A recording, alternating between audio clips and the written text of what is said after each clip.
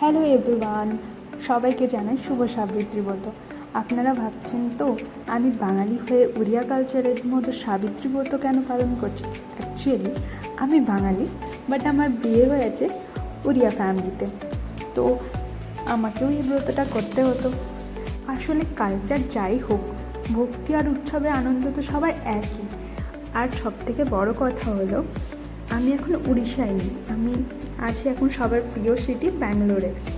তো আমি কিভাবে এই ব্রতটা করব সেটাই আপনাদের সাথে শেয়ার করব।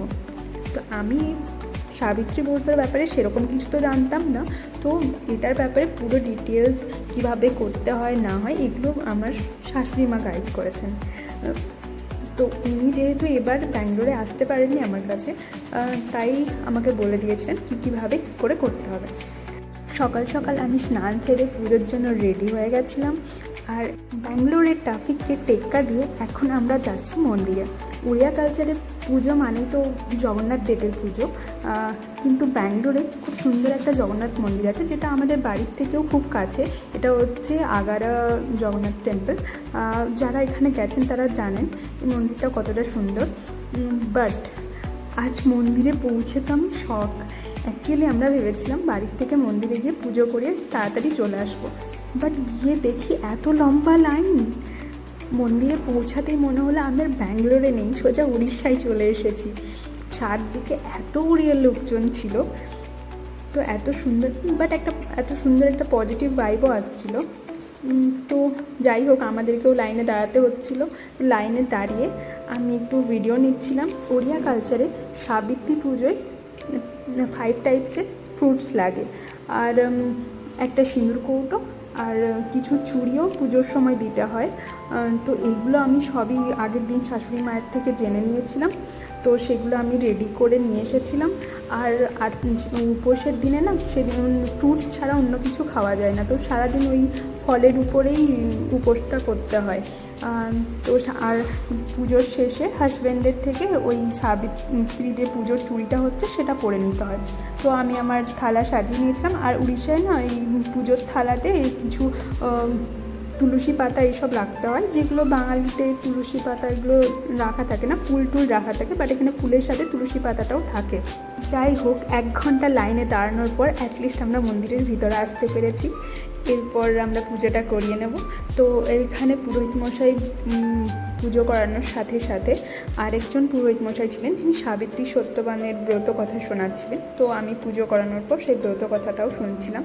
তারপর ওই যে আমি চুড়িটা দিয়েছিলাম, সেই চুড়িটা আর সিঁদুরটা আমায় দিয়েছিলেন এবং হাজব্যান্ডের থেকে পরে নিতে বলেছিলেন। তো অ্যাটলিস্ট আমাদের পুজো শেষ।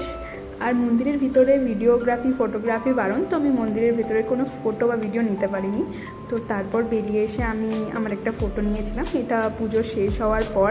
ঘর থেকে দূরেই ব্যাঙ্গালোর শহরে এসে নিজের সংস্কৃতির সাথে সাথেও আমার এই নতুন ফ্যামিলির সংস্কৃতিটাকে আপন করে নেওয়ার আনন্দটাই আলাদা। আজ আমি তো জানি না কে কীভাবে সাবিত্রী ব্রত পালন করেছে, বাট আমি চেষ্টা করেছি সাবিত্রী ব্রত পালন করার, যেগুলো আমার শাশুড়ি মা মোটামুটি আমায় বলে দিয়েছিলেন সেরকম মতো করেই। এরপর আমি চলে এসেছিলাম এখানে প্রদীপ জ্বালানোর জন্য। সাবিত্রী ব্রত করার পর একটা ঘিয়ের প্রদীপ জ্বালাতে হয়, এটাও উনিই বলে দিয়েছিলেন, তো সেটাই জ্বালাচ্ছিলাম। আর এখানে 7 জন ভগবানকে রেখেছিলেন, তো আমি এখানে প্রদীপটা জ্বালিয়ে নিচ্ছিলাম। এবার মন্দির থেকে বাড়ি ফিরে যাওয়ার পালা, তো সেটার জন্যই মন্দির থেকে বেরিয়ে আসলাম। তো এবার বাড়ি যাওয়ার পালা। এখনও দেখতে পাচ্ছেন কতটা ভিড় রয়েছে। তো আমরা বাড়ি যাওয়ার জন্য বেরিয়ে পড়েছিলাম। তো সাইডে দেখুন এখনও লাইন চলছে। তো ফিরে আসার পর আমি কিছু ফটো ভিডিও ক্লিপ নিয়ে নিচ্ছিলাম স্টোরি পোস্ট করার জন্য। তো সেগুলোর জন্য 1-2 ভিডিও নিচ্ছিলাম।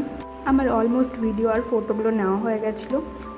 ব্যাঙ্গালোরে এই ট্রাফিক আর রোদের মধ্যে ঘুরে এসে আমি তো পুরো টায়ার্ড হয়ে গেছিলাম। বাট একটা কথা ভালো যে আজকে কোনো রান্নাবান্না নেই। উড়িয়া কালচারেই সাবিত্রী ব্রতর দিন, তো ফ্রুটস খেয়ে উপোস করতে হয়, আর কোনো রান্নাবান্নাও করতে হয় না। তো আমি ব্যালকনিতে চলে এসেছিলাম। এরপর তো এই যে মেহেন্দিটা দেখছি সেটা আমি নিজে নিজে ড্র করেছি। তো আগের দিন রাতে এটার পুরো প্রিপারেশন করেছিলাম। আপনারা আজ কারা কীভাবে সাবিত্রী পুজো কাটালেন অবশ্যই আমাকে কমেন্ট করে জানাবেন। আর আমার যদি কোথাও কোনো ভুল থাকে তাহলে সেটাও কমেন্টে জানাবেন। যদি আজকের আমার এই ব্লগটা আপনাদের ভালো লেগে থাকে তাহলে অবশ্যই একটা লাইক, শেয়ার আর সাবস্ক্রাইব করতে একদম ভুলবেন না। দেখা হচ্ছে পরের ব্লগে।